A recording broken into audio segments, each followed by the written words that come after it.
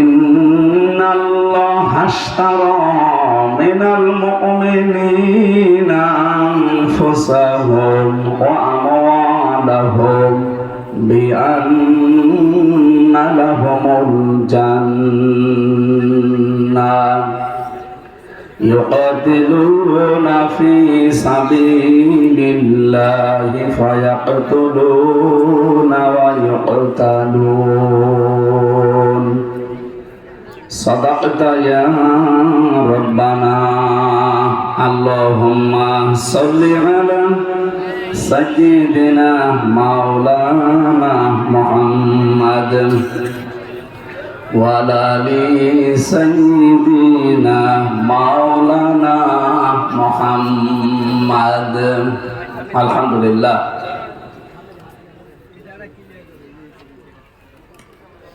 এখানে চেষ্টা পাবে কোথায় যান তাড়াতাড়ি যান যান যান যান তাড়াতাড়ি যান যারা দাঁড়িয়ে আছেন দাঁড়িয়ে থাকেন, বসে আছেন বসে থাকেন, কথা বলবেন না, এটা আমার অনুরোধ, কথা বলবেন না। যেখানে থাকেন বাড়ি বসে শোনেন, কথা বলবেন না। বাংলাদেশের ঐতিহ্যবাহী জেলা কুমিল্লা চট্টগ্রাম থানার অন্তর্গত কিং সুফুয়া মাদ্রাসার উদ্যোগে 2 দিন ব্যাপী তাফসীরুল কোরআন মাহফিলের স্বনামধন্য সভাপতি জনাব ডাক্তার আব্দুল গফুর দামাত বারকাতুহুল আলিয়া, প্রধান অতিথি সাবেক চেয়ারম্যান আরবি বিভাগ ঢাকা বিশ্ববিদ্যালয় professor doctor ABM Siddiqur Rahman Nizami, এতক্ষণ যারা কথা বলেছেন মাওলানা হুসাইন মাহমুদ চুয়াডাঙ্গা, মাওলানা হিফজুর রহমান নাইম, সুরের জগতে আপনাদের মাতিয়ে রেখেছিলেন আমাদের প্রিয় শিল্পী আন্তর্জাতিক খ্যাতি সম্পন্ন জনাব মোনায়েম বিল্লাহ আতালাল্লাহু উমরাহু ওয়া বারাকাল্লাহু ফি হায়াতি, বলেন আমিন। গতকাল এখানে যারা কথা বলেছিলেন জনাব মাওলানা আব্দুল্লাহ নোমানী, জনাব মাওলানা শাহাদাত হোসেন বারী, মুফতি ওমর ফারুক মজুমদার, হেভেন টিউনের পরিচালক এসেছিলেন গাজী আনাস রওশন ভাই সহ ইকরা শিল্পী গোষ্ঠীর অন্যান্য শিল্পীবৃন্দ। এই জেলায় আসলে, বিশেষ করে চট্টগ্রামে আসলে যার কথা মনে পড়ে, বিশ্ব ইসলামী আন্দোলন বাংলাদেশ জামাত ইসলামের নায়েবে আমির, সাবেক এমপি, ইসলামিক চিন্তাবিদ, রাজনীতিবিদ, চিকিৎসাবিদ, আপনাদের জেলার কৃতি সন্তান, বিশেষ করে চট্টগ্রামের জনাব ডাক্তার সৈয়দ আব্দুল্লাহ মোহাম্মদ তাহির আতালাল্লাহু উমরাহু ওয়া বারাকাল্লাহু ফি হায়াতি, বলেন আমিন। এ থানায় আরেকজনের বাড়ি, আপনারা জানেন বাংলাদেশ জামাত ইসলামী কেন্দ্রীয় কমিটির সহকারী সেক্রেটারি জেনারেল, বিশিষ্ট ইসলামী চিন্তাবিদ, আলেমে দ্বীন জনাব মাওলানা আব্দুল হামিদ দামাত বারকাতুহুল আলিয়া। এ থানায় নাকি আমার 2 জন স্যার আছে বিশ্ববিদ্যালয়ের, professor doctor ABM Siddiqur Rahman Ashrafi. আমি জানতাম না স্যারের বাড়ি জেলায়, আমি মনে করেছিলাম চট্টগ্রাম। আল্লাহ রাব্বুল আলামিন স্যারের হায়াতে তাইয়্যিবা সিহাতে কুল্লিয়া দান করুন। মঞ্চে বসা ওলামা ইকরাম, সামনে বসা মুসলমান ভাইরা, পর্দার আড়ালের সম্মানিতা মা এবং বোনেরা, আমার বিশ্ববিদ্যালয়ের বড় ভাই বসে আছে এখানে। আমি এখানে আসার পরে জানলাম, তার মানে কুমিল্লা, নোয়াখালী, ফেনী, চাঁদপুর, লক্ষ্মীপুর এই এলাকার বহু ছাত্র এবং ছাত্রী, বড় ভাই বোনেরা, আমাদের কুষ্টিয়া বিশ্ববিদ্যালয়ের ছাত্র ছাত্রী আছে। যেহেতু এলাকার অনেকগুলো স্যার, ইয়াকুব স্যারের বাড়ি এখানে না, বড়রা,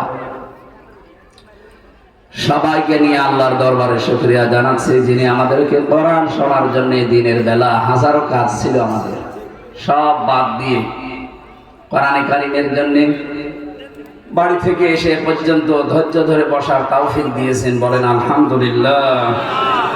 আরো জোরে বলেন আলহামদুলিল্লাহ। বিশাল একটা জগদ্দল পাথর ছিল মুখের উপরে, আয়ানের জাহিলিয়াতের পাথর যেমন নবীজির পিঠকে বাঁকা করে রেখেছিল, তাও আমি জাহিলিয়াতের পাথর আমাদের বুকটাকে বাঁকা করে রেখেছি। শব্দ দুইটা প্রায় পাশাপাশি, আই এম এ আর আও আমি, ওদের কাজ কারবারও প্রায় পাশাপাশি। ওই জামানায় আমি ইতিহাস পড়ে দেখেছি আবু জেহেলের যে কাজ ছিল, আমাদের যারা দায়িত্বে ছিল 15.5 বছরে, এদের কাজও প্রায় একই। আবু জেহেলের কাজ পেয়েছি আমি 14টা, আর এনার তো নাম বলা ঠিক না, এনার কাজ পেয়েছি আমি 15টা, এক কাটি বেশি। আর আবু জেহেল মারা যাওয়ার পরে ওর জানাজা হয়নি, কবরে দেয়নি, উদ্য করে মাটি দিয়েছে বদরের ময়দানে। আমি বদরে গিয়েছিলাম, মদিনার যে ড্রাইভার আমার সাথে ছিল বলছে, হুজুর এই যে এই জায়গাটা শয়তানের কবর। শয়তানের কবর হয় আবু জেহেলের? ও ওই শয়তান। আমার ওই দিন মনে হলো যে আমার দেশে তো এরকম একটা আছে। 1400 বছর পরে যদি দেশের মানুষ বলে যেটা শয়তানের কবর, আমার মনে হয় আমাদের দেশেও 1500 বছর পরে যখন এই পৃথিবীতে এই বাংলাদেশে মানুষ আসবে, কবর যতই পাকা করা হোক আর টাইলস দেওয়া হোক, মোজাইক পাথর দিয়ে যত সুন্দর বিউটিফাই করা হোক, মানুষ যখন আসবে বিশ্বের বিভিন্ন দেশ থেকে দেখার জন্য, বলবে যে এটা কার কবর? আমার মনে হয় ওই সময় মানুষ বলে ফেলবে যেটা শয়তানের কবর, কারণ ওর কাজ ছিল 14টা আর একটা 15টা, তো আর এক কাটি বেশি, তার মানে শয়তানের উপরে হবে। আবু জেহেলকে যদি জিজ্ঞাসা করা হতো যে এই যে আকাশ জমিন সূর্য চন্দ্র কে বানিয়েছে, আবু জেহেল কার নাম বলতে বলেন তো? নাকি ও কোনোদিন বলেছে যে না মার দুর্গা? বলেন তো, এর কাজ কারবার আবু জেহেলের চাইতেও খারাপ। আবু জেহেল আল্লাহর নাম বলতো, এটা কোরআনে আছে, প্রায় 8 জায়গায় আছে। আল্লাহ রাব্বুল আলামিন বলেন, ওয়ালা ইন সাআলতাহুম মান খালাকাস সামাওয়াতি ওয়াল আরদা ওয়া সাখখারাশ শামসা ওয়াল কমারা লা ইয়াকুলুন্নাল্লাহ ফাআন্না তুফাকুন। আমি এক জায়গায় বললাম, এরকম 8টা জায়গায় পুরা কোরআনে আল্লাহ পাক বলেন, হে নবী, আপনি যদি আবু জেহেলকেও জিজ্ঞাসা করেন, এখানে যদি হোম আছে জমির, এটা এখানে আলেম যারা আছে তারা জানবেন। আল্লাহ আবু জেহেলের নামটা সরাসরি কোরআনে দেয়নি, ইনডাইরেক্ট দিয়েছেন। একজনের নাম সরাসরি দিয়েছেন, তার নাম আবু লাহাব। এই লোকটা আপনজন হওয়ার পরে এত বেশি কষ্ট দিয়েছিল, আল্লাহর আরশ পর্যন্ত তার উপরে কেঁপে গিয়েছে। আবু জেহেল আপন চাচা না, ও গ্রাম সম্পর্কে চাচা ছিল। এখান থেকে একটা মাসলা বের হয়, আপনজন যারা এরা যদি কষ্ট দেয় ইসলামের কারণে, ওটা কিন্তু দাগ কেটে থাকে। কথা বুঝতেছেন? আপনজন যদি বেশি কষ্ট দেয় ইসলামের কারণে, আল্লাহর কারণে, ওটা কিন্তু আল্লাহ মুছে দেয় না, ওটা দাগ কেটে থাকে। আবু জেহেল কষ্ট দেয়নি তা না, ও বহু কষ্ট রাসূলকে দিয়েছে, কিন্তু ও আপন না, গ্রামের চাচা। আপন যেটা, আপন রক্ত যেটা, আবু লাহাব এও কষ্ট দিয়েছিল। আল্লাহ এত বেশি রাগ করেছেন, তার নামে একটা সূরা নাযিল করে দিয়েছেন, তাব্বাত ইয়াদা আবি লাহাবি ওয়া তাব। আল্লাহ তাব্বাত ইয়াদুন দিতে পারতেন, তাব্বাত ইয়াদা দিয়ে বচন দিয়েছেন। শব্দটা তাব্বাত ইয়াদা নিয়েছিল, এজাফতের কারণে ওটা পড়ে গেছে। রাব্বুল আলামিন জানাতে চেয়েছেন, আবু লাহাব কিন্তু এক হাত দিয়ে নবীজিকে পাথর নিক্ষেপ করেছিল। আল্লাহ এক হাত ধ্বংস না করে 2 হাতে ধ্বংস করে দিয়েছেন। কেন? এই একটু ভালো করে শুনবেন, 5 মিনিট শোনেন, একেবারে নিস্তব্ধ হয়ে এদিকে তাকিয়ে থাকবে।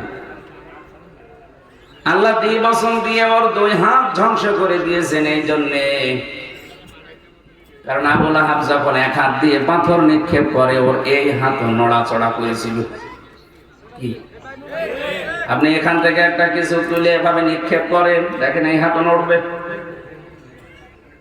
আল্লাহ জানাতে চেয়েছেন, যদি ওই এক হাত দিয়ে নিক্ষেপ করেছিল, কিন্তু হাত এইটাও তো একটু সাপোর্ট দিয়েছে। কিয়ামত পর্যন্ত নবীর বিরুদ্ধে যারা অবস্থান নেবে, ডান হাতের মতো শক্তি দিয়ে, বাম হাতের মতো যারা পেছন দরজা দিয়ে নাড়াচাড়া দেবেন, তাদেরকেও আল্লাহ রাখবে না, দুনিয়ায় তাদেরকেও ধ্বংস করবে। 15.5 বছরে আপনি অনেক কিছু করেছেন ডান হাতে, শক্তির দ্বারা, ক্ষমতার দ্বারা, পাওয়ারের দ্বারা, আইনের দ্বারা। তো বাম হাতে দেখেছি আমরা অনেকে পেছন দরজা দিয়ে শুধু নাড়া ছাড়া দিয়েছে, আল্লাহ তাদেরকেও ছাড়ে নাই। এই যে কালা মানিক, কি কথা বলেন? প্রশ্ন আসতে পারে, বাবা নবীকে কবে গালি দিল? আরে ভাই, নবীকে দেয়নি, নবীর ওয়ারিসদেরকে দিয়েছে। 116 জনের টার্গেট করেছিল ওই শয়তান, আমার নামও দিয়েছিল। তাহলে বুঝতে হবে যে আমার নাম যদি ঢুকিয়ে দেয় 116 জনের ভেতরে, ও আমাকেও নবীর ওয়ারিস মনে করতো। এই কথা বলে না? 116 জনের টার্গেট যারা করতে পারে, নবী নেই, নবীর উত্তরাধিকারী ওয়ারিস নায়েবে রাসূল, তাদেরকে যারা টার্গেট করেছিল তো ওরা যারা পালিয়েছে। কিন্তু এরা শুধু আইনে, আদালতে, প্রশাসনে, বিভিন্ন জায়গায় শুধু নাড়া চাড়া দিত পেছন দরজা দিয়ে। আর একজন আছে মুরগি কবির, কবির ওর নাম রাখা ঠিক না, কবির আল্লাহর নাম, ওর নাম মুরগি চোর দেওয়া যায়। কি কথা বলে না? আর আমি স্পষ্ট বলছি, 8 সাল থেকে 24 সাল পর্যন্ত যারা নির্বাচনের মাধ্যমে প্রহসন করে নির্বাচিত হয়েছে, এটা তো নির্বাচন বলা যায় না। এই কথা বলে না কেন? তারা যদি কোনো পোস্টারে, পেপারে, কোনো জায়গায় যদি লেখে সাবেক এমপি, সাবেক মন্ত্রী, দাঁত খুলে ফেলবে। কিসের সাবেক মন্ত্রী আপনি? সাবেক এমপি? আপনারা তো ভোটই পাননি, আমরা তো ভোট দিতে পারিনি। এবারে আপনি সর্বোচ্চ পোস্টারে লিখতে পারেন সাবেক চোর, এতটুকু লেখা যায়। যেহেতু চুরি করেছেন সত্যি কথা, ডাকাতি করেছেন নাই লিখে দেবেন সাবেক ডাকাত। মানুষ যেন সামনে এই বংশে বিয়ে দিতে হলে চিন্তা করে না এই বংশে ডাকাচ্ছি। আমি আর নিচে নামলাম না, অত অপমান করা ঠিক না। কি ইন্নামা নুমলি লাহুম লিয়াজদাদু ইসমা ওয়া লাহুম আযাবুম মুহিন। সূরা আলে ইমরানে আল্লাহ জানিয়েছেন, ওদেরকে আমি ওই পাপের বোঝা যখন পরিপূর্ণ হয়ে গেছে, ওদেরকে এত অপমান করেছি, কলার পাতা শুয়েছে। এই কালামানি কলা পাতা শুয়েছিল না, ওর বিচি পর্যন্ত উড়ে গেছে। হ্যাঁ, একটা বিচি নেই। এখন ওদের সংসার হবে কি করে আল্লাহ জানে। ওর বউ দেখেন কদিন পর আল্লাহ রাস্তা চলে যাবে। শয়তানকে আর কত নিচে নামাবে আল্লাহ বলে। এটা না আবু লাহাব ছিল আপন চাচা, আবু জেহেল গ্রাম সম্পর্কের চাচা। আজ বাংলাদেশে আমরা আপন জনের দ্বারা যাদেরকে আপন মনে করতাম, এরা আমাদেরকে বহু কষ্ট দিয়েছে। এই জন্যই তো আল্লাহ ছাড়েনি। কারণ আপন জনের দ্বারা কষ্ট পেলে ওটা ভোলা কঠিন হয়ে যায়। কথা বলে না কেন? আর বাইরের লোকজন যদি একটু কষ্ট দেয়, ও কত কিছু মনে হয় না। আপনারা আপন মানুষ, আপনাদেরকে আমরা কেউ আপা বলতাম, কেউ ভাবি বলতাম, কেউ কন্যা বলতাম। রংপুর বিভাগে যাবেন সবাই 100টিয়া বলে ভাবি, কারণ ওই বিভাগে বিয়ে হয়েছে। কথা বলছেন না? চট্টগ্রাম এলাকায় আসলে হয়তো আপনারা কন্যা বলে ডাকতেন।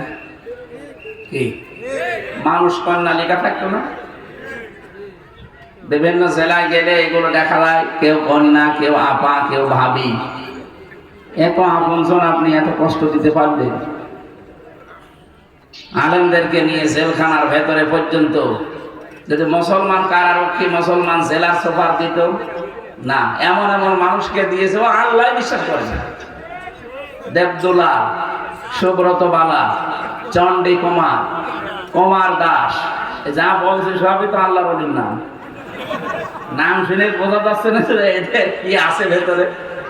এসবগুলো ফুল হাতা, হাফ হাতা একটা না। আমরা কি ফুল হাতা না হাফ হাতা?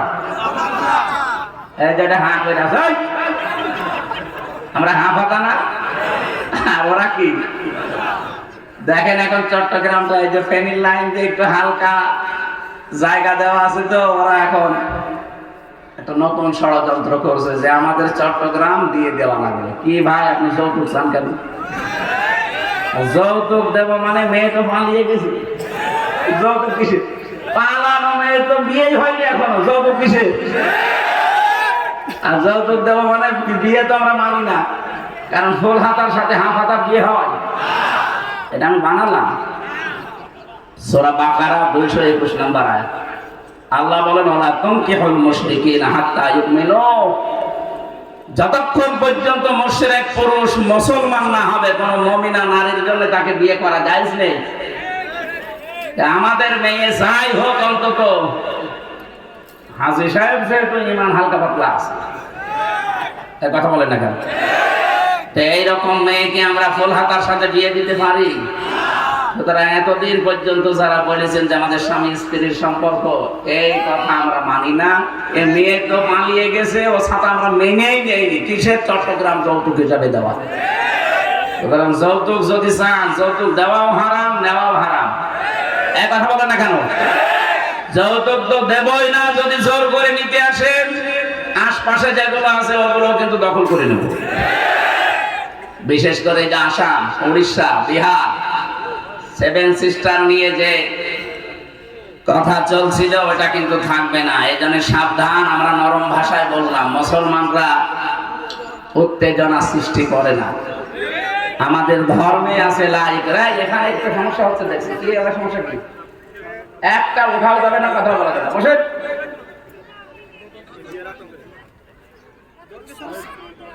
মাহফিল দিয়েছে না শোনার জন্য এখানে শুনছি। বসেন, সব বাদ দিন, যে যা হয়ে যায় আমাদের বের করে দেবে। বসেন, তবে এমনি সময় দিন। কে দেখবে? আমি কি পরিমণি আমার দেখবে? শোনা যাচ্ছে না, এটা এত ঝামেলা। এরা শোনার ব্যবস্থা করেন, যারা আছে কি করে তোরা? ছেলে 3টা বছর ফাঁসির কন্ডেম ছেলের ভেতরে রেখে, ওরা আমার কিছু রেখেছে? ভেতরে কিচ্ছু নেই, একেবারে ফাঁপা হয়ে গেছে। চেহারাটা একটু মনে হয় গেলে বুঝতে নাকি। এটা ওই যে বিভিন্ন জিনিস এখন মারতেছি তো, এই কারণে ভেতরে তো কিছু পাই। কারণ এই 3 বছরে যতবার ডাক্তারের কাছে নিয়ে গেছে একই ওষুধ দেয়।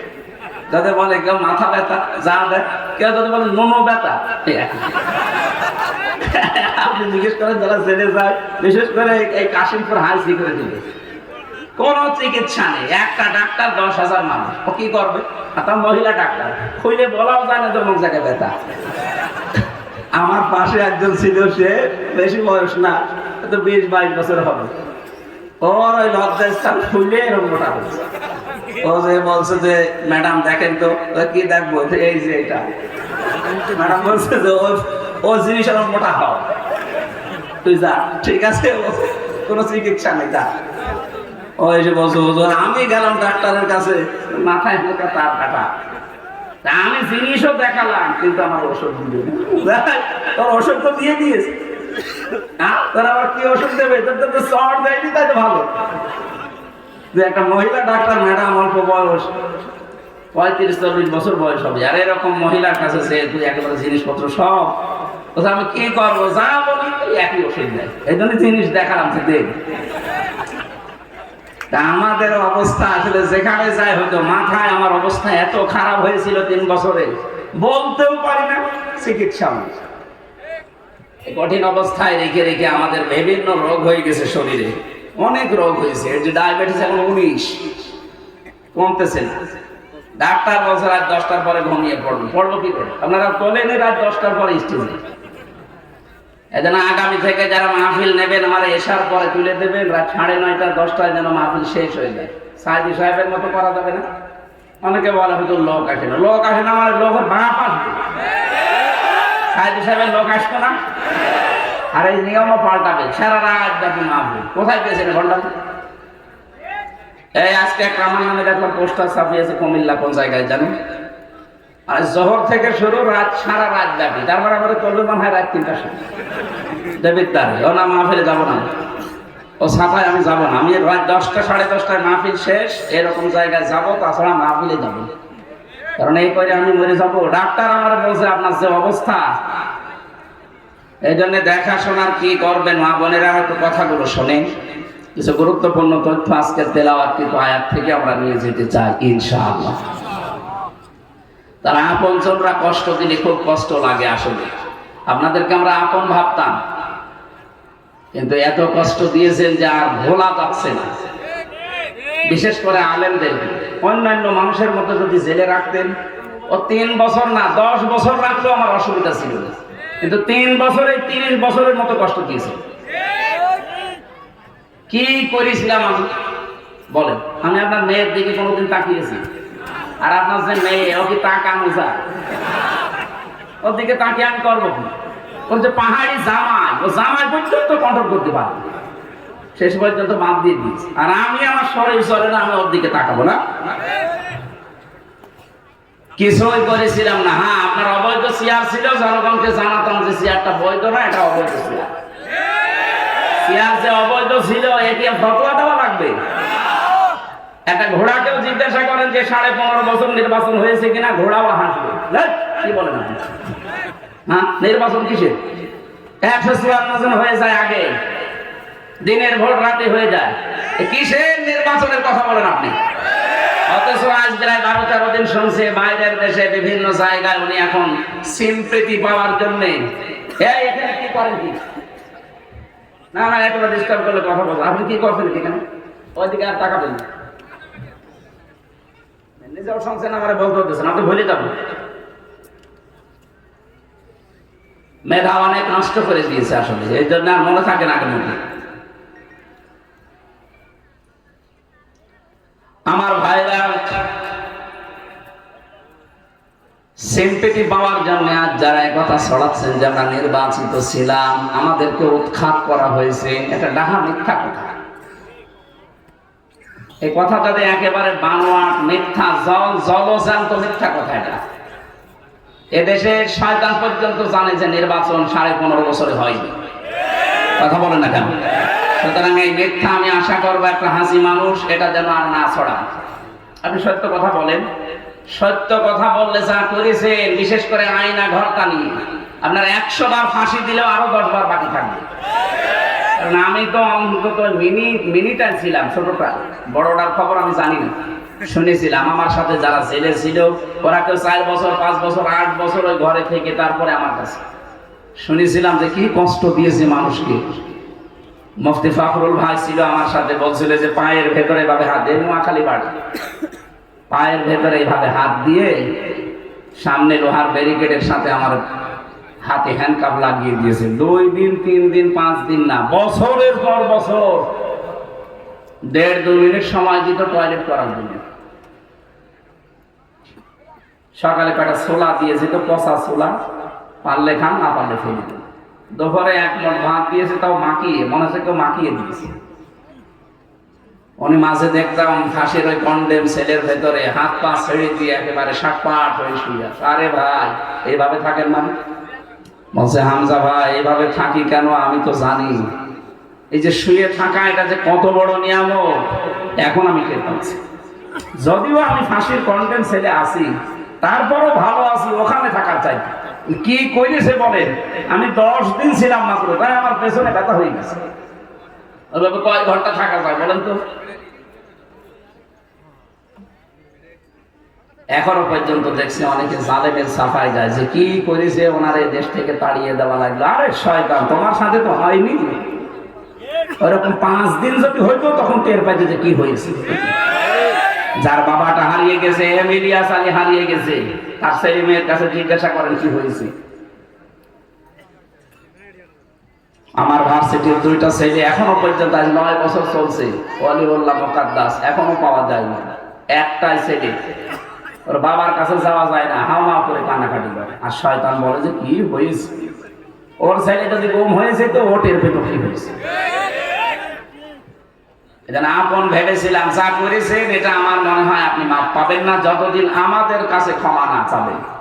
কারণ মাপ পাওয়ার সিস্টেম হচ্ছে অপরাধ যার কাছে, স্বীকার করবেন তার কাছে। এটা করলে মাফ হয়। আপনি অপরাধ করলেন আমার কাছে আর মাফ চাচ্ছেন আল্লাহর কাছে, হবে? বলেন। এই জন্য এই সিস্টেম পাল্টাবে। আপনি অপরাধ করেন একজনের কাছে, মাফ চান আর একজনের কাছে না। এখন থেকে এই 15.5 বছরে যারা অপরাধ করেছেন এই বাংলার মানুষের কাছে, যার যার কাছে করেছেন, তার কাছে আপনি যে অপরাধ স্বীকার করবেন যে ভাই আপনার জন্য, আপনি আমার কারণে এই 15.5 বছর ব্যবসা করতে পারেননি, কোনো উপরে চেয়ারে উঠবেন, উঠতে পারেননি। এই কথা বলছেন এখানে। মিথ্যা মামলা দিয়েছেন আপনি আমার নামে, মিথ্যা সাক্ষী দিয়েছেন, বললাম থাক বসেন। মিথ্যা সাক্ষী দিয়েছেন, গুম করেছেন, খুন করেছেন, আয়না ঘরে রেখে দিয়েছেন। আমি 14 বছরের মানুষের তালিকা জানি, 14 বছর পড়ে আছে, দুনিয়ায় কেউ জানে না। এই যে নখ হয়ে গেছে বড় বড়, ওরা এভাবে খুশিয়ে খুশিয়ে লিখে রাখতো দেওয়ালের সাথে, ছোট ছোট ভাঙা ভাঙা অক্ষর, যে ভাই এই নাম্বারটা কেউ যদি বাইরে যেতে পারে কিছু জানাবেন যে আমি বেশি আছি। আপনি টের পাচ্ছেন কি হয়েছে?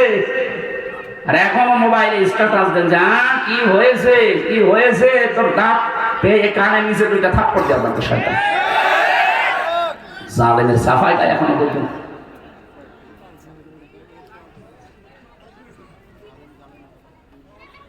যে কথাটা তুলছিলাম এবার আমি ওই জায়গা থেকে আরম্ভ করছি। আল্লাহ পাক বলেন, নবী আপনি যদি আবু জেহেলকেও জিজ্ঞাসা করতেন যে আকাশ আর জমিন চন্দ্র সূর্য কে বানিয়েছে, আবু জেহেল এমনিতে নরমালে বলতো না যে আল্লাহ বানিয়েছে, না লা ইয়াকুলুনাল্লাহ, লামে তাকিদ নুনে সাকিলা, ও গ্যারান্টি দিয়ে বলতো আল্লাহ বানিয়েছে। তে জামানায় যারা বলে যে আল্লাহ সব বানিয়েছে, ওই জামানায় আল্লাহ বানিয়েছে বলার পরে আল্লাহর আইনও মানতো না, আল্লাহর আইন দিয়েও পরিবার সমাজ রাষ্ট্র চালাতো না। এই জামানায় যারা বলেন আল্লাহ বানিয়েছে কিন্তু আল্লাহর আইন যারা পরিবার সমাজ রাষ্ট্রে চালাতে চান না, আপনি আর আবু জেহেল পার্থক্য কি? আপনি বলতে পারেন আমি কুমিল্লা মসজিদের সভাপতি 14 গ্রামের। আরে ভাই 14 গ্রাম কে চেনে? হ্যাঁ, কুমিল্লা 14 গ্রামে কিং সুফুয়া নাম বলেন আমার কুষ্টিয়া যে কিয়ামতের আগে কিং সুফুয়া চিনবে না। আপনি এই মসজিদের সভাপতি হয়ে বগল বাজাচ্ছেন আর আবু জেহেল কাবা শরীফের সভাপতি ছিল। আপনি টের পাচ্ছেন কি বলছি? আপনি মনে করছেন আমি কুমিল্লা 14 গ্রাম এত বড় নাম করা জায়গা মসজিদের সভাপতি আর আমার আল্লাহ জাহান্নামে দেবে? আপনি তো 14 গ্রাম মাত্র।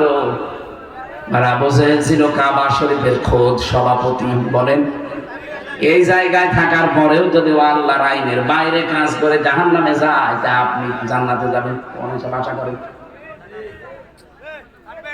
এখানে বিশাল পাথর যে আল্লাহ সরিয়েছেন, এখন যে পাথরটা আল্লাহ আমাদের উপর থেকে সরালেন, আসলে আমরা যারা এর ভুক্তভোগী তারা জানি যে কি পেয়েছি। এই যে মন খুলে এখন কথা বলতে পারছি, খালাকাল ইনসানা আল্লামাহুল বায়ান। আল্লাহ বলেন মানুষ আমি বানিয়েছি আর মানুষকে কথা বলার যোগ্যতা আমি দিয়েছি।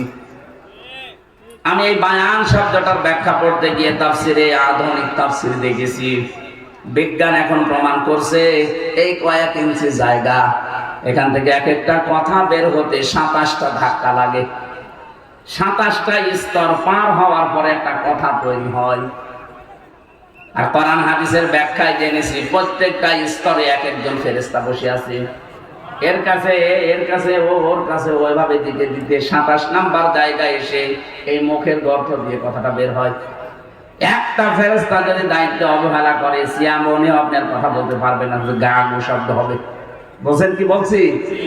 কত দয়া করেছেন আপনার প্রতি আল্লাহ। বলেন তো কিচ্ছু পাননি জীবনে যে কথা বলতে পারেন, এইটাই কম নাকি? বলেন, কথা যারা বলতে পারেন তারা জবান খুলে বলেন আলহামদুলিল্লাহ। দরুদ সালাম পাঠের মাধ্যমে আজকের তেলাওয়াতকৃত আয়াত সূরা তাওবা, কোন সূরা? বলেন বলেন। 109 110 নম্বর আয়াতের আংশিক পড়েছি। তাফসীর আকারে কথা বলার জন্য আমরা বসলাম। আল্লাহ রাব্বুল আলামিনের ঘোষণা শোনাচ্ছে, এবারে ইরশাদ হচ্ছে, ইন্নাল্লাহা আশতারা মিনাল মুমিনিনা আনফুসাহুম ওয়া আমওয়ালাহুম বিআন্না লাহুমুল জান্নাহ। খুব খেয়াল করে মিলাবেন। আল্লাহ বলেন ইন্নাল্লাহ, অবশ্যই আমি আল্লাহ, ইশতারা ক্রয় করে নিয়েছি, মিনাল মুমিনিনা মুমিনদের কাছ থেকে, আনফুসাহুম তাদের জীবন, ওয়া আমওয়ালাহুম তাদের মাল, বিআন্না লাহুমুল জান্নাহ বিনিময়ে তাদেরকে আমি আল্লাহ জান্নাত দিয়ে দিয়েছি। এটা বাংলা গেল। এবার আসেন তো ব্যাখ্যার দিকে। এখানে সরাসরি ক্রেতা আল্লাহ নিজে। ক্রেতা কি? বলেন বলেন। বিক্রেতা না, এ বললো মানুষ মুমিন। আন্দাজে সবাই তো মানুষের দুনিয়াতে এখন 810 কোটি মানুষ, সবার জিনিস আল্লাহ কিনতে চান না। আল্লাহ বলেন আমি কিনতে চাই, কিন্তু মুমিন হওয়া লাগবে। এখন আপনি বলেন মুমিন কিনা, মুমিন না হয়ে মসজিদের টাইলস লাগিয়ে দিলে আল্লাহ ওটা নেবে না। কি বলছি টের পাচ্ছেন? মুমিন না হয়ে ঈদগাহ টাইলস লাগিয়ে দিলে আল্লাহ নেবে না। মুমিন না হয়ে মাহফিলে 50 লক্ষ টাকা দিলে আল্লাহ নেবে না। কারণ আল্লাহ কিনতে চায় শুধুমাত্র মুমিনদের কাছ থেকে। আল্লাহ যদি মিনাল মুনাফিকিনা দিত, মিনাল মুশরিকিনা দিত, আল্লাহ যদি সবার সম্পত্তি কিনতে চাইতেন, তাহলে কারুনের সম্পদ কম ছিল না। কথা বলেন না কেন? এ বাংলাদেশে বহু মানুষের এমন এমন সম্পদ আছে। এই যে দরবেশের কথা শুনলেন, 36,000 কোটি টাকা 7টা ব্যাংক থেকে মারিং কাটিং করেছে। ও তো বিভিন্ন জায়গায় দিত, একটাও কবুল হয়নি, কারণ মুমিন না। চোর কোনদিন মুমিন হয়? বলেন। তাহলে এখন থেকে আমাদের সিদ্ধান্ত নেওয়া লাগবে, শুধু আয়াত শোনা না। আমরা এখন থেকে যদি কিছু দিতে চাই, দেওয়ার আগে আল্লাহর কাছে বিক্রি করার আগে মুমিন হওয়া লাগবে। আরো জোরে বলেন। এখন মুমিন আমি আছি কিনা এটা কে বলবে? এখন যদি মনে করেন না, এত বড় সুন্দর টুপি মাথায়, এত বড় জুব্বা গায়ে, আবার সাদাটা উপরে দেওয়া, এত বড় বড় দাড়ি হয়ে গেছে, এ মুমিন না। না, আমার চাইতে দাড়ি আবু জাহেলের অনেক বড় ছিল। আমার চাইতে আরো বড় জুব্বা ছিল আবু জাহেলের। ওর বাড়ি আমি দেখেছি কাবা শরীফের পাশে ওর বাড়ি, এরপরে নবীর বাড়ি, তার মানে কাবার পাশে, নবীর বাড়ির আগে ওর বাড়ি। এত ফজিলত, তারপরও মুমিন না কেন? এবার আসেন তো মুমিন কে? নবীজিকে জিজ্ঞাসা করছে সাহাবী যে হুজুর, আমার যে ঈমান আছে এটা আমি টের পাবো কি করে? বিশ্বনবী বললেন, ইদা সাররাতকা হাসানাতুকা ওয়া সাআতকা সাইয়্যাতুকা ফাআনতা মুমিন। যখন তোমার ভালো কাজগুলো তোমাকে আনন্দ দেবে আর অন্যায় কাজগুলো তোমাকে কষ্ট দেবে, একটা বাধা আসবে ভেতর থেকে, একটা প্রতিবন্ধকতা সৃষ্টি হবে ভেতর থেকে, তখন বুঝবে তোমার ঈমান আছে। এ বাংলাদেশে ভালো কাজ সবার কাছে ভালো লাগে, এই কথা বলছেন না? আপনি নিজের দিকে তাকিয়েই বলেন তো, ভালো কাজ সবার কাছে এদেশে ভালো লাগে না। অন্যায় কাজ সবার কাছে এদেশে অন্যায় মনেও হয় না, আরো আনন্দ নিয়ে করে। এদেশে যে সুন্দরী প্রতিযোগিতার নামে বিশ্বে এবং বাংলাদেশে যা হয়, এগুলো যে অন্যায়, এগুলো যে জেনা, এগুলো যে অশ্লীলতা, বেহায়াপনা, এটা সবাই জানে। এটা পয়সা কাজ না? জানার পরে অনেকে আনন্দ নিয়ে করছে। নিজের মেয়ে, যুবতী মেয়ে, তার শরীরের বিভিন্ন অঙ্গ প্রত্যঙ্গ মাপ চোখ দিয়ে এটা পরিষ্কার করার পরে তারপরে বলা হয় যে এটা সৌন্দর্য। এই কাজগুলো যারা করছেন, জেনে শুনে যারা অন্যায় কাজ করে, ভেতর থেকে বাধা আসে না। নামের আগে দেখেন আল হাজমি কাজ। কথা বলেন না কেন? চলচ্চিত্র জগতে যারা কাজ করে সবাই দেখবেন ও কাজ যা করছে পেছনে খোঁজ খবর নিয়ে দেখবেন অনেক ইমাম সাহেবের মেয়ে আছে। আমি চলচ্চিত্র পর্ষদে চলচ্চিত্র জগতের যে লোকটা শহীদুল ইসলাম, উনি যে ভিডিও করে বেড়ায়, ওই লোকটার মাহফিল ছিল আমার টাঙ্গাইলে। বহুদিন ওর সাথে প্রায় 8-9 বছর আমার সম্পর্ক ওই মাহফিলের কারণে। এফডিসিতে আমার 2বার ঘোরাতেও নিয়ে গিয়েছিল যে হুজুর দেখেন এখানে কি হয়। এখন এই তো কালকে ছড়াবে যে হুজুর এই কাজ করতে যাই। আমি গেছি শিক্ষার জন্য, যে আসলে যা বলে ঠিক কিনা। কত ইমাম সাহেবের মেয়ে পর্যন্ত আজ নাটক করছে, নোবেল নাটক, সিনেমা, থিয়েটার। কথা বলেন ঠিক কিনা? যারা দেয়, যারা করে, বলেন তো যে অন্যায়কে অন্যায় করার পরে যদি বাধা না আসে ভেতর থেকে, আপনার যদি খারাপ না লাগে, আবার দোয়া চাই, বলে হুজুর দোয়া করবেন মেয়েটা বিশ্ব সুন্দরী হয়ে গেছে। কিসের দোয়া চাইলেন আপনি? আমার মেয়ে যে জেনা করছে, তার রূপের জেনা, মনের জেনা, হাতের জেনা, কত রকমের জেনা আপনার মেয়ের দ্বারা হচ্ছে আপনি জানেন। আর আপনি দোয়া চাচ্ছেন, আমি কি দোয়া করবো? যে আল্লাহ জেনা করা আরো তাড়াতাড়ি করার তৌফিক দাও। এই জন্য ভালো কাজ যাদের ভালো লাগে না, অন্যায় কাজ যাদের ভেতর থেকে বাধা আসে না, আপনি বুঝবেন আপনার দাড়ি থাকতে পারে, টুপি থাকতে পারে, হজ করতে পারেন, আপনার ঈমান নেই। ঈমান না থাকলে সে মুমিন। এত কাটসাট বলার পরেও যদি কেউ বলেন যে আমি বুঝে আসে না আমার, এদিকে আসে, কানের নিচে দুইটা থাপ্পড় দিলে ঠিকই বুঝাবেন বুঝে আসে না মানে। এখন থেকে কিছু দেওয়ার আগে আপনি ভাববেন যে আমি ইমানদার কিনা। ভালো কাজ দেখলে আনন্দ লাগবে, অন্যায় দেখলে ভেতর থেকে বাধা আসবে, তাহলে ফান্তা মুমিন, আপনি মুমিন। আল্লাহ বলেন আমি কিনতে চাই মুমিনদের কাছ থেকে। এক নম্বরে আনফুসাহুম, তাদের জীবন। দুই নম্বরে আমওয়ালাহুম, তাদের সম্পদ। বিআন্না লাহুমুল জান্নাহ, বিনিময়ে যেটা দেব তার নাম জান্নাত। দুনিয়াতে যত কিছু বেচা কিনা হোক, চারটা বিষয় সামনে লাগে: একজন ক্রেতা, একজন বিক্রেতা, একটা মাল আর একটা মূল্য। আমি আবার বলছি, একটা জিনিস কেনা বেচায় কয়টা জিনিস লাগে? একজন ক্রেতা লাগবে, একজন বিক্রেতা লাগবে, একটা সম্পদ লাগবে আর একটা মূল্য লাগবে। এখানে সরাসরি আবার বলছি, ক্রেতাকে, বিক্রেতা মুমিন, বিক্রেতা কোন মুনাফিক না। সে মুনাফিক নামাজি হতে পারে, রোজাদার হতে পারে, হাজি হতে পারে না, তাদেরটা আল্লাহ জীবনও কিনবে না। আল্লাহ সত্যি কিনতে চান যদি কিছু, তাহলে মুমিনের কাছ থেকে, সে যত ছোট হোক আর যত বড় হোক। দুইটা জিনিস আল্লাহ কিনতে চেয়েছেন। এখন বলেন তো, এই যে ভাই বাজারে গেল, কুমিল্লা 14 গ্রাম বাজারে, সে মাছ কিনবে, পচা মাছ উনি জেনে শুনে কিনবে? বলেন কি এমন মেধা দিয়ে আল্লাহ বানিয়েছে? এতটুকু বুদ্ধি নিয়ে যদি পচা মাছ উনি কিনতে রাজি না হয়, আল্লাহ পাক বলেন তো কত বিচক্ষণ। উনি যখন কিনবে আপনার কাছ থেকে কোনো পচা মাল কিনবে, তাহলে আপনার মালটা পচে যায় কি করে, এটা আগে জানা লাগবে। আপনার জীবন যদি নষ্ট হয়ে যায়, পচে যায়, দুর্গন্ধ সৃষ্টি হয়, এরকম জীবন আল্লাহ কিনবে? যেন আল্লাহ কিনতে চান বৈধ, টাটকা, যেটা চলে, এরকম জিনিস আল্লাহ কিনতে চাবেন। উনি যদি পচা মাছ কিনতে রাজি না হয়, আল্লাহ জীবনেও আপনার পচা সম্পদ নেবে না। যেহেতু প্রথম আল্লাহ দিয়েছেন আনফুসাহুম, আমি তোর জীবন কিনতে চাই। জীবন কাকে বলে? নফসের বহু বচন আনফুস। জীবন পবিত্র করার জন্য এই পৃথিবীতে দুইটা ঔষধ আছে। আমাদের জীবন পবিত্র করার জন্য শরীরটা, এটা যদি কেউ পবিত্র করতে চায়, সে যেন বারবার গোসল করে। আমি কথা বোঝাতে পারি? আমাদের শরীরকে পবিত্র করার ঔষধ, আমরা কি মনে করি যে বারবার গোসল করলেই পবিত্র হয়ে গেলাম?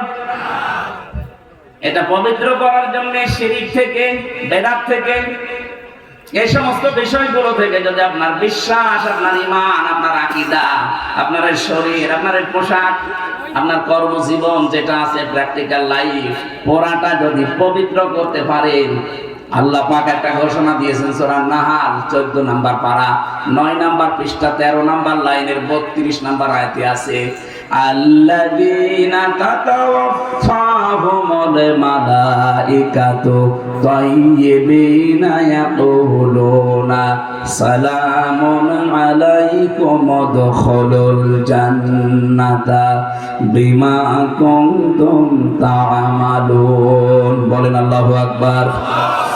আল্লাহ পাক বলেন, এরকম পবিত্র সম্পদ, পবিত্র জীবন যখন আষাঢ় খেয়ে মরণের বিছানায় পড়বে, আমার আল্লাহর ফেরেশতা আসবে রহমতে, ডাক দিয়ে বলবে, হে আল্লাহর বান্দা, জীবনকে পবিত্র করার জন্য বহু চেষ্টা চালিয়েছো, কত হারাম ইনকাম করার সমর্থ নাগালে ছিল, এরপরও তুমি করো নাই। তোমার জীবন যেন পবিত্র থাকে, তোমার পোশাক যেন পবিত্র থাকে, তোমার ঈমান, আকীদা, বিশ্বাস, এগুলো যেন পবিত্র থাকে। বহু কষ্ট করেছো দুনিয়ায়। ইয়াকুলুনা সালাম, শান্তি তোমার উপরে, উদখুলুল জান্নাহ, ওই যে প্রবেশ করো জান্নাত দেখা যাচ্ছে, বিমা কুনতুম তা'মালুন, কারণ এই কাজগুলোর প্রতিদান আল্লাহ আজকে তোমাকে দেবে। কুমিল্লাবাসী, সত্যি আমি আমার ঈমান থেকে বলছি, দুনিয়ার জীবনটা কিন্তু সত্যি সত্যি ধোঁকা। এ ধোঁকার পেছনে পড়ে অন্যের মুখে হাসি ফোটাতে গিয়ে যেন কোনো হারাম কাজে আমরা পা না বাড়াই। আর যারা বৈধ ইনকাম যতটুকু সমর্থ আছে ওইটা বাদ দিয়ে অবৈধ পথে যারা পা বাড়াচ্ছেন, কি আপনার উদ্দেশ্য বলেন তো? যা উপায় করছেন সব আপনি খেতে পারবেন। আপনার উদ্দেশ্য এগুলো দিয়ে আমার স্ত্রী, আমার ছেলে মেয়ে, আমার মা বাবা আরো বেশি আরামে থাকবে, হাসি খুশি থাকবে, আরো শান্তিতে থাকবে নাকি? বলেন বলেন, এইটাই তো আপনার উদ্দেশ্য। এই জন্য তো বাবা শাহজালাল সব হালাল করছে। কিন্তু এখন যদি চোখ বন্ধ হয়ে যান, এখন চোখ বন্ধ হয়ে গেলে যে স্ত্রীর কারণে আপনি বৈধ অবৈধ দেখা দেখি করেননি, ওকে যদি বলা হয় আপনার স্বামী মারা গেছে, এই খাটের উপরে আপনি আসেন, এই খাটের নিচে ওরে মাটি দেওয়া হবে, জীবনও আপনার বউ রাজি হবে না। মাটি দিয়ে এখানে যখন ভূত আসবে, জিন আসবে, দেখে তখন বাধা দেবে কে? ওরে নিয়ে গোরস্থানে দিয়ে দেন। অথচ এই বাড়ির জন্য আপনি বৈধ অবৈধ দেখেননি। আমি তো বাস্তব কথা বলছি। এই পৃথিবীতে যদি কেউ মারা যায় আর 200 বছর পরে যদি এই কুমিল্লায় ঘুরে আসে, মাত্র 200, কত বলেন বলেন, 200 বছর পরে যদি আসেন, ওই সময় যারা এই কুমিল্লায় বাস করবে তাদের আপনি চিনেন না, তারাও আপনাকে বলেন না কেন? আপনি যদি কিংসুফুয়া এসে এই 14 গ্রামে নিজের এই 2 তলা বাড়িতে এসে বলেন যে বাড়ি কিন্তু আমি বানিয়েছিলাম, ওই সময় যারা ছিল তারা আপনার দাঁত খুলে ফেলবে। অন্ডামি করেন আপনি। আমি তো লেখাপড়া শিক্ষা দীক্ষায় চাই হয়েছি, আমার বিশ্ববিদ্যালয় পর্যন্ত অন্তত পড়া শেষ। এরপর আমি 3 পুরুষের পরে আমি আর চিনি না, সত্যি কথা বলছি। আমার বাবা রিয়াজউদ্দিন, এর বাবা জাহান আলী, এর বাবা নমাজ আলী, এরপরে আর চিনি না। এখন তো বলেন তো, নমাজ আলীর বাবা যে কি নাম আমি জানি না, সত্যি আমি জানি না। এখন ওই লোকটা যদি এসে বলে কুষ্টিয়াতে যে এই ভিটা, এই 2 তলা বাড়ি আমার, ওর দাঁত মুখ থাকবে। আর কি মানে নাকি? আপনার মনে হয় থাকার জায়গা নেই, মুরব্বী মানুষের জন্য এই কথা বলছেন, ঠিক আছে। ওই মসজিদ আছে, বারান্দায় শুয়ে থাকেন, দিনের বেলা হলে কেটে পড়ে, কথা বলে না কেন? এই হচ্ছে দুনিয়া। আমি আশা করি কথা বোঝাতে পেরেছি। এটা কি শুধু আমার একার জন্য না, সবার জন্য এরকম হবে?